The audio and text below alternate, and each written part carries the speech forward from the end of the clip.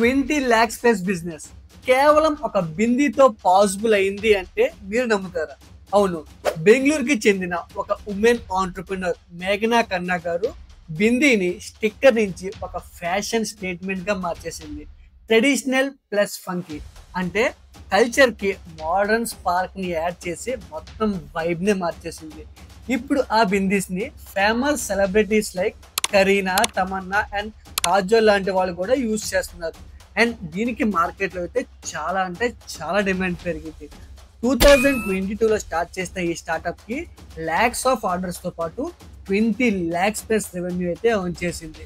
So ఇక్కడ point ఏంటి అంటే మనం ఒక చిన్న నీష్ తో కూడా పెద్ద బిజినెస్ చేయవచ్చని అర్థమైంది.